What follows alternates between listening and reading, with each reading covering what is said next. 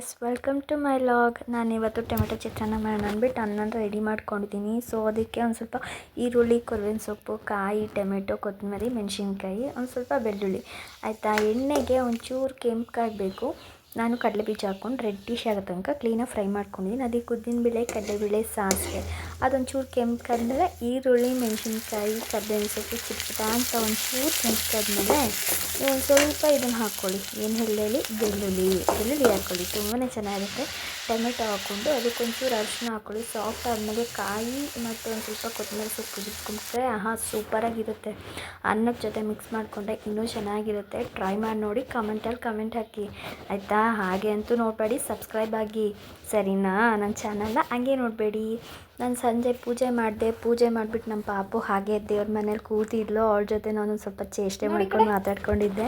ನನಗಂತೂ ಖುಷಿ ಆಯಿತು ನಮ್ಮ ಪಾಪ ಜೊತೆ ಇದ್ಕೊಂಡು. ಸಂಜೆ ಎಲ್ಲ ಪೂಜೆ ಮಾಡಿ ನಮ್ಮ ಮನೆಯವ್ರು ಬರೋ ಟೈಮ್ ಆಗಿತ್ತು. ಸೊ ನಾನು ಅದಕ್ಕೆ ಚಪಾತಿ, ಚಟ್ನಿ ಮತ್ತು ಕುಂಬಳಕಾಯಿ ಪಲ್ಯ ರೆಡಿ ಮಾಡಿದ್ದೆ. ಸೊ ಅವರು ಇಷ್ಟಪಟ್ಟು ತಿಂದರು. ಪಾಪು ಅಂತೂ ತುಂಬಾ ಚೆನ್ನಾಗಿ ನಾನು ಪೂಜೆ ಮಾಡಬೇಕಾದ್ರೆ ನನ್ನ ಜೊತೆನೇ ಕೂತಿರ್ತಾಳೆ. ನಿಮ್ಮ ಮಕ್ಕಳು ಹಾಗೇನಂತ ಕಮೆಂಟಲ್ಲಿ ಕಮೆಂಟ್ ಮಾಡಿ ತಿಳಿಸಿ, ಹೇಗಿರ್ತಾರೆ ನಿಮ್ಮ ಮಕ್ಕಳು ಮನೇಲಿ ಅಂತ. ನಮ್ಮ ಪಾಪು ಅಂತೂ ಫುಲ್ ಸೈಲೆಂಟ್ ಚೆನ್ನಾಗಿರ್ತಾಳೆ.